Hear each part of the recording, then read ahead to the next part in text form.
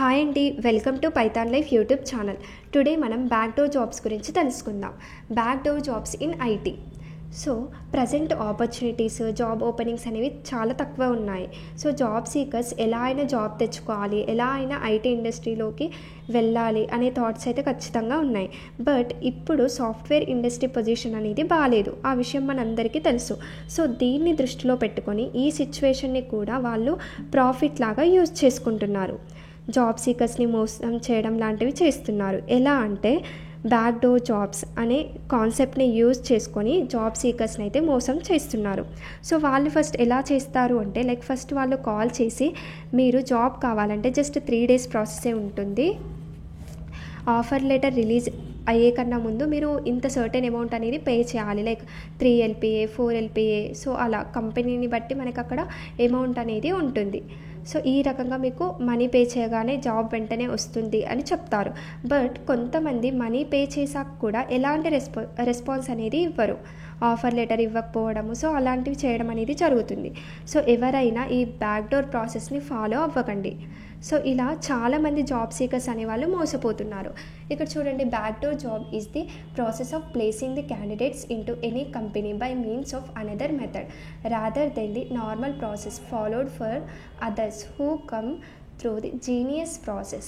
In this process, we correct the recruitment team in the company to place the candidates by providing their professional needs.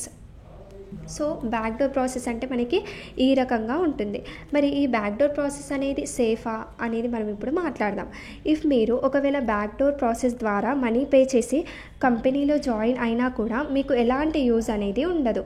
Work సరిగ్గా చేయకపోయినా, client రిక్వైర్మెంట్స్ని సరిగ్గా అర్థం చేసుకోకపోయినా మిమ్మల్ని వెంటనే terminate చేసే అవకాశం అనేది, చాయిస్ అనేది ఉంటుంది. సో ఎందుకంటే మీకు అక్కడ కరెక్ట్ నాలెడ్జ్ అనేదే లేదు. బట్ మీరు అక్కడ ఏంటి వితిన్ 3 daysలో ఎలాంటి ఇంటర్వ్యూ కానీ ఎలాంటిది లేకుండా జస్ట్ 3 days ప్రాసెస్లో మీరు మీ కంపెనీలో ప్లేస్ అవుతున్నారు. ఆ కంపెనీలో పర్టికులర్ కంపెనీలో ప్లేస్ అవ్వడం అనేది జరుగుతుంది. సో అందుకని చెప్పి ఇది కరెక్ట్ ప్రాసెస్ కాదు. అప్పుడు మీకు ఆ కంపెనీ యొక్క రిక్వైర్మెంట్స్ ఏంటి అండ్ బేసిక్ నాలెడ్జ్ అనేది మీకు అసలు ఏమీ ఉండదు. కాబట్టి మీరు అలా బ్యాక్డోర్ జాబ్స్ ద్వారా వెళ్ళడం అనేది కరెక్ట్ ప్రాసెస్ కాదు అని నేను చెప్తున్నాను. సో అందుకని బ్యాక్డోర్ ప్రాసెస్ని ఎవ్వరూ సపోర్ట్ చేయకండి. కావాలంటే మీకు టైం ఉంటే, మీకు ఒకవేళ ఎక్కువ టైం ఉంది, ఆపర్చునిటీస్ లేవు అనుకుంటే మీరు ఉన్న టైంలో స్కిల్స్ని ఇంప్రూవ్ చేసుకోండి, మల్టిపుల్ స్కిల్స్ అనేవి నేర్చుకోండి. మల్టిపుల్ స్కిల్స్ నేర్చుకొని మల్టిపుల్ రోల్స్కి మీరు అప్లై చేయండి లింక్డ్ఇన్లో, నౌకరీలో. సో అప్పుడు ఏంటి, మీకు నాలెడ్జ్ అనేది ఇంప్రూవ్ అవుతుంది అండ్ మీకు అప్పుడు మీరు తొందరగా ఏదైనా గ్రాప్స్ చేసుకోగలుగుతారు. సో అందుకని చెప్పి మీరు మీ నాలెడ్జ్ని ఇంప్రూవ్ చేసుకోవడానికి, మీ స్కిల్ని ఇంప్రూవ్ చేసుకోవడానికి ప్రయత్నించండి. సో ఇక్కడ ఏమంటున్నాం అంటే టర్మినేట్ చేసే చాయిస్ కూడా ఉంటుంది. సో అందుకని చెప్పి బ్యాక్డోర్ జాబ్స్ని ఎవరు సపోర్ట్ చేయకండి. సో ఇలాంటి యూస్ఫుల్ ఇన్ఫర్మేషన్ కోసం మన పైథాన్ లైఫ్ యూట్యూబ్ ఛానల్ని సబ్స్క్రైబ్ చేయండి. Thank you.